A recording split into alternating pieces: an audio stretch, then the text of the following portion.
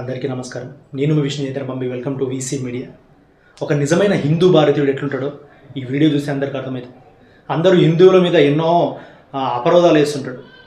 Christians వాళ్ళు కానీ, లేకపోతే ఇటు ముస్లిమ్స్ వాళ్ళు కానీ, అంటే అందరం కాదు, కొంతమంది.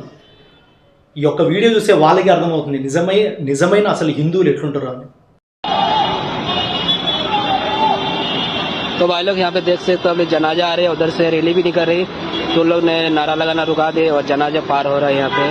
तो ये एक अच्छी बात है, हमारे देश में यही चीज़ चाहिए सबके लिए। और ये गाना चल ही रहा है लेकिन थोड़ा बहुत, लेकिन वो लोग नारा लगाना रोक दिए और ये काफ़ी अच्छी बात है। जो ऐसे देश में चाहिए, लोगों का हमदर्द और प्यार दिखाना चाहिए, बहुत ज़रूरी है। ऐसे तो देखो बहुत टाइम से गाड़ी खड़ी है, अभी तक नहीं गई है। చూశారు కదా, అక్కడ నుంచి ముస్లిం సంబంధించిన ఒక చనిపోయిన వ్యక్తిని తీసుకుపోతుంటే ఇక్కడ నుంచి వాళ్ళు ర్యాలీగా పోతున్న అందరూ అరవడం ఆపేస్తారు. జై శ్రీ